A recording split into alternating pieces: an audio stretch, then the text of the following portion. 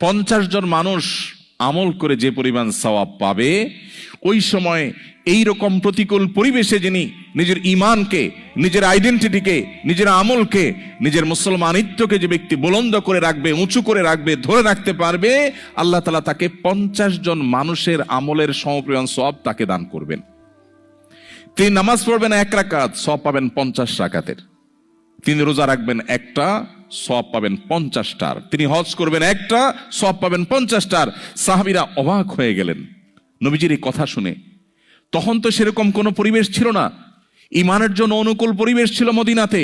নবী করিম সাল্লাল্লাহু আলাইহি ওয়াসাল্লামের এই কথা শুনে তারা জিজ্ঞাসা করলেন, হে আল্লাহর রাসূল, আপনি যে বলছেন তখনকার মানুষেরা প্রতিকূল পরিবেশে ঈমানের উপরে টিকে থাকতে পারলে একজনে 50 জনের সওয়াব পাবে, সেই 50 জন কি আমাদের 50 জন নাকি তাদের সময়ের 50 জন?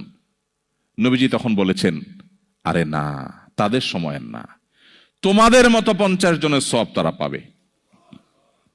আল্লাহু আকবার। সাহাবায়ে কেরামের যে মর্যাদা, সেটা নতুন করে বলার অপেক্ষা রাখে না।